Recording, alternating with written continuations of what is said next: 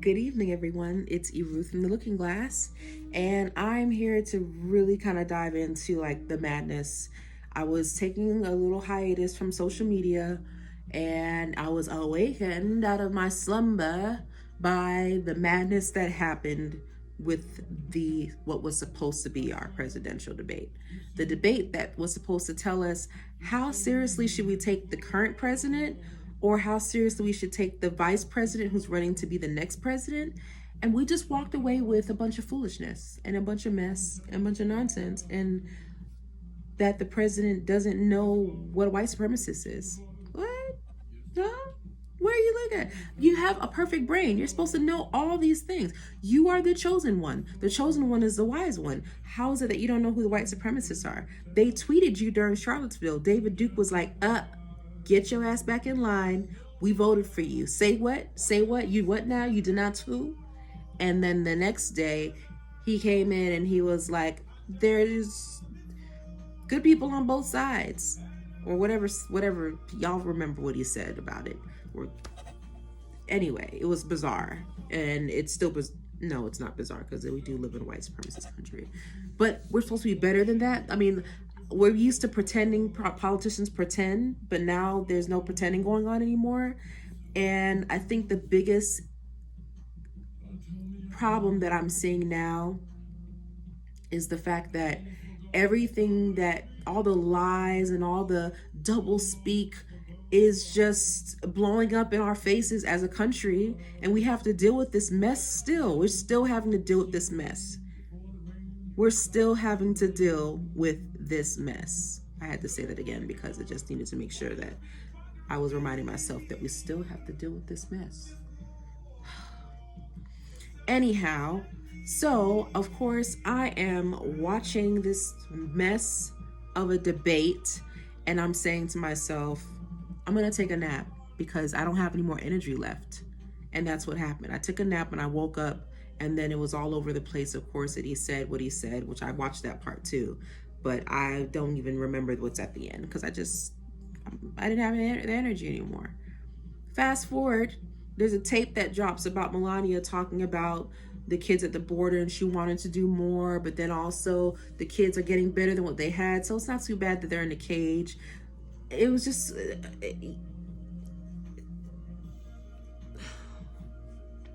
you know, for all the things people talk about, the millennials, us millennials, and Generation Z kids and all this stuff, we're the ones that are actually pointing out the hypocrisy. We can't take this. It's just what? What is happening? I thought y'all told us how to behave. You know how many spankings I got for the things for lying? How many spankings I got for taking something without asking? Like, hello? What? Can we just take a pause for a second? Because we're going to go definitely down the rabbit hole. From the rabbit hole. And I think what I'm trying to get to is the fact that there's been so much hypocrisy across the spectrum on social media since we found out that our dear president not only did not denounce white supremacists, say the word, call him, give me the name, he just gave you the name in the question. See how he did that, Piffy? He did that. Yeah, y'all didn't catch that, but we did. And that's what he had to go the next day to try to clean up again, which he never did anyway. Because guess what happened, y'all? He tweeted at 1:00 in the morning that he got the corona.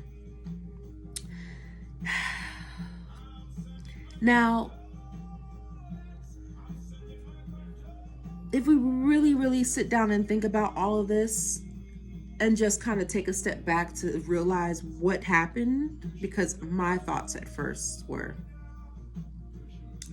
the lies have been told for so long. I don't believe this. You don't have the corona. He's fine, guys. He'll be back like a spring chicken. You'll just be like, whoa, how miraculous it is, right? A miracle happened. Our dear chosen president. He's gonna make it. He's fine. He's fine. He's fine. He's fine. So I'm convinced he's fine because I've heard nothing but good things from him about the coronavirus. It's going to be a miracle. It's going to disappear. Hydroxychloroquine can cure it. Though I have not heard yet in any of the reports put out by the own White House's press that he's not taking hydroxychloroquine. It's like it never existed. Anyhow, and so with all that being said, of course, people who know people that have died, or we've seen friends of ours who have told us about their family members who have passed away because of coronavirus, and you realize how many people did not have to go because we had Ebola here in the United States. I believe in 2014, 15, I can't remember the year exactly, but we had it, and we only had 2 deaths. Now, I'm not saying Obama's perfect. I'm just saying that there were people in office that had a job where the department was filled, unlike this administration who has gutted pretty much every department. So you have to wonder, what is all this money going that we're paying? What is the budget for these jobs, and how much are people getting paid? That's a whole nother thing. That's just another rabbit hole, and it's gonna get myself back together. You see what I'm saying? This is how much we have to chase. The white rabbit is, gosh, he goes and he goes and he goes. So let's kind of get ourselves back together again and just realize the amount of lies that we've been hearing the entire year about it. You see at the rally behind him, people have "Make America Great" masks on, and you look at the audience and they're just as close can be. They're talking and screaming and yelling amongst each other. I'm sure they're like high-fiving each other right there and then. They're chanting together. And if you've seen the movie Outbreak like I did, and I was traumatized by a pandemic when I seen that movie, and you see people in the movie theaters and they're just ha ha ha, and the spit's just projecting, little tiny little particles just projecting, before you know it, everybody is sick. That's what those super spreader rallies are doing. We know because Herman Cain was way up at the top sitting in the seat without social distancing, because they took the paper off of the seats. So they didn't really help in that situation either. Nonetheless, he was fully up the stairs and he contracted coronavirus too, not wearing a mask, and they made all those folks sign NDAs. So maybe just figure like, oh, well, they know the coronavirus is real, but maybe it's not that serious. Because maybe it's just not that serious. So why do I think it's this serious now? Not the president. Our dear president is saying that he has the virus. I'm just going to say, Geppetto, Geppetto, Geppetto. You clever little man. And next up is a conversation about all of the hypocrites calling out the other hypocrites, calling out the other hypocrites. We're all kind of hypocrites at some point. We either go from being a terrible person at some point and changing our mind to be a better person, and then maybe possibly doing something bad again, because we're human beings. We make mistakes. We're trying to all do better. So let's just talk about this for a second, because of course, now you have the people who never pay attention to politics, who never vote, who aren't religious, are posting things like, hey, Christians, you should not be wishing this president any death or anything negative. You are a Christian. You need to behave the way you're supposed to behave. And I took a step back and I was like, that's true. I am a former Christian, but I still do. I'm still connected to that part of my ancestral story, because from when they were not Christians to when they were beaten and assimilated to being in Christianity. So I still have that kind of connection to my fellow Christian, my former. We are not supposed to behave like them. It discredits everything that we're trying to say that their behaviors are immoral about their behaviors being immoral. It just discredits all of that. So why would we even bother go down that rabbit hole with them? Steer clear. It's true. I agree. That is very true. However, considering the fact that we are human beings and we do have emotions, and you do see the leader behave the way that he does, he offends everybody. One day you're his friend, the next day your daddy killed JFK. One day he's your friend and he's just making up complete lies about you the next day.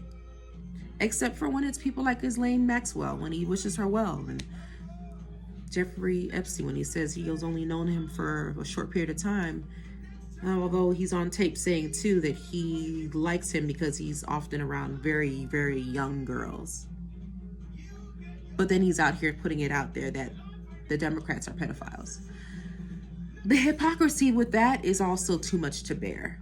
And so when you see for the last 4 years, if you're actually someone that's paying attention, yes, I can understand why someone would respond to want to wish this man the very ill will that he has wished on so many other people, and has tarnished people's reputations and has done so much damage. Puerto Rico, do we not remember Puerto Rico? There was like 2,000 people. I mean, I can't remember the number exactly, but there was a lot of people who died because the government didn't fly any helicopters in to go save people like they did in Louisiana. We could have done that. We go to other countries all the time and save people's lives. We didn't even do that for Americans because they were in Puerto Rico. And I guess maybe they didn't think Puerto Rico was part of America. They didn't go with the whole America First plan, but it is. And so that's a problem. And those folks probably are really angry.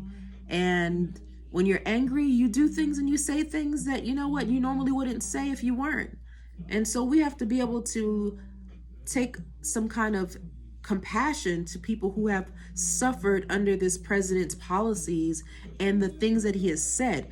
Do we not remember that a man drove all the way down to New Mexico or Texas or wherever it was to go and gun down a bunch of Hispanics that he thought was going to be at a mall? And that was because of the language the president uses to say the caravan is coming. They're going to come do all these terrible things to you. I mean, this is the irresponsibility of this man's words that has manifested into actual harm and death of people. Of course, people are angry. So let's take a little moment to just kind of highlight the definition of hypocrisy. It is the practice of claiming to have moral standards or beliefs to which one's own behavior does not conform. So we've been watching this whole entire year, and from the start. It started with the crowd size and it just continued. Maybe it started before that. Yeah, it definitely did. Central Park 5. It's just a whole bunch of foolishness coming from this person. But people stood by and decided to go ahead and check out and say, I don't get involved in politics, except when you're seeing Christians misbehave. You're calling out the Christians because some of them are calling out the president's behavior. You know, there's a distinctive difference between wishing someone ill and then also highlighting the hypocrisy of the person who is now ill. It's called telling the truth and pointing out the truth. And the other one is wishing someone harm. I don't condone that. I don't even believe that he's really sick, to be honest with you. I would have to see more things like him in the hospital with the tubes and there's just not a way. Because I mean, it's odd that he would be sick, checked into the hospital, and then put back on his president uniform to be on camera to make a speech. Like, if you're sick, we don't have time. You don't have time for all this foolishness. We've been seeing people that have been sick with coronavirus. They don't have time to be going and taking off clothes and putting clothes back. Anyway, I'm not going down that rabbit hole. We'll wait and see about that one. But I am going to talk about everybody that's out here pointing these fingers. If you are not checked into politics or religion or anything, that means you are uninformed. That means you are not necessarily coming from a compassionate point of view either. You are also out here trying to judge and point fingers at Christians who are like every other human being who are trying to figure out how to be better people. We're all making mistakes. And at the same time, I can agree and say, probably it's not a good idea. If you're wishing this president ill, you're just bringing a lot of negative energy in your life that you don't need. Whatever's going to happen with them is going to happen with them. We all need to be able to be prepared to move on with our lives. Okay? One president does not make or break our lives. We still have to get up and go to work. We've been getting up and going to work every single day for the last however long if you've had a job. Okay? And you've had to work to pay your bills. So let's just kind of get past that. But let's also just kind of break it down a little bit to talk about the fact that if you are not paying attention to the fact that there are women in ICE facilities who are reporting that they're having hysterectomies done to them, Their life, their destiny is being interrupted by someone else to stop them from bringing in another human being in which we have no right to do that to another human being. But it's not new, because this has been done to Black women in the US too. Sterilization has been real for us too. They once bred us like horses and then treated us like we were lab animals. So I'm not surprised, but I'm not going to deny it. And I'm going to at least be informed so I can understand what's happening in the world around me and not be a selfish person who doesn't care about what's happening in the world, because why bother with it? It doesn't impact you until it does. When it does, when you want to then yield your finger pointing, that's when you also expose yourself to be a human being like the rest of us. So the folks who are offended,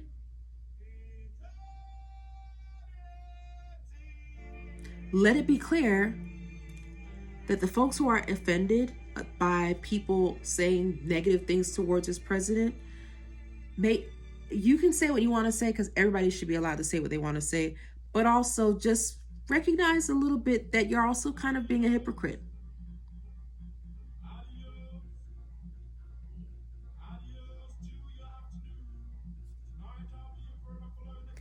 It's just important for us to think about that just a little bit deeper and not dismiss when there is an opportunity to look at things more broadly and take a step back and say, well, you know what?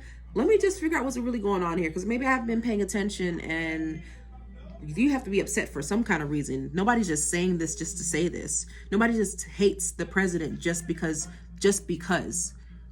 People are watching this man's behavior and they're saying, oh my gosh, are you so serious to say that you are really going to stop us from teaching people American history, even the ugliest part that has been erased and omitted out of our textbooks for however long the agenda has been to keep it that way? You don't think we're going to benefit from us knowing the truth about our country so that people can be informed and have compassion and teach their children how to be better, and so that those kids who decide they want to be police officers know exactly how to interact with people, so that those citizens in those neighborhoods know how to trust people more, so that they're not making these very terrible decisions out of fear? It's not that difficult to even trace that thought process to like a point of, we all really want to have good things happen for each other. But when you see someone suffering, we don't just turn away and then turn on when it suits our own judgments about others, when in fact we all need to be speaking the truth across the board all the time, consistently. But we got to be real and really call out the fact that this has been a disastrous year, and the lies are starting to collide. And we have to decide which side of the truth and what it appears to be the truth that we want to be on. Let me say that again. The truth, the facts, or what is appearing to be the facts. Because the facts is that there are a lot of people in this country that are suffering. You probably didn't know this, but there's a story of, and you can look at this on YouTube. I don't remember what news channel it is, NPR perhaps, and that's actually a really good news source because they cover everything. They don't just cover that Republicans only, they cover everyone. So if you want to get news, you can get news. Vice News is also good too. Vice News goes to the streets. It talks to actual people, real people with real things that are going on, like how in Mexico there is a femicide, how there are women that are being killed and being hunted and being assassinated by their husbands in Mexico. And so we as Americans have to decide, when is it appropriate for us to come outside of our own shells and see the world for the human beings that we're living amongst, and the amount of struggles that we're all going through, so we can try to be more helpful. And then also be compassionate and listen to why someone may be saying something, because people are hurting. People are absolutely hurting, and they're hurting because of the things that they've heard this president say and do. And people aren't just making things up. And if we stop for a moment to stop making excuses for everything, rather than seeing the things for what they are, yeah, the lesson could be ours. The decision could be ours to do better, and perhaps be an example so that others follow. So there's a lot of finger pointing going around, right? There's always finger pointing going around, because we're all making mistakes. We're all trying to figure it out. And the more that we deny ourselves the opportunity to do that honestly, then we're going to just keep finger pointing. But we stop for a second to say the empathy and the sympathy should go for everyone. And we should stop with the apathy. We can't check out. Politics is in our laws. Everything that happens in this country is because of a law, which is directly responsible for politics. And we cannot afford to check out, because you don't want to be the them, I should say, the them over there, when there's none of us left over here, because we've not been able to defend ourselves, because we didn't have all the allies and the support of all the people paying attention and being educated and being informed to say, okay, we have questions too. We can ask the media questions. We can push back on the media. We don't need a politician to do that for us. You can call the media, the company, and write to them. They get letters all the time. We have a lot more power in our government than we even give ourselves credit to. Are we like drained and tired? Hell yeah. Hell yeah. Hell yes. We are stressed and tired. Some of us are blessed and fired up. And you know what? That's your life right now. Get it. Okay? Until then, for those of us who are still trying to figure it out, we're trying to figure it out. And so my question is, can both the Christian making jokes, wishing, or mocking the president to experience the worst of what COVID has to offer, which is sickness at best, or fatality at worst, be hypocrites? Can these people be hypocrites? Those Christians making those jokes, and also those who say they don't follow politics and are non-religious, and equally, are they equally hypocrites too? Can they both be hypocrites for these people for not being vocal about the offenses this president has made each time he hurled insults at people and lied and tarnished people's reputations?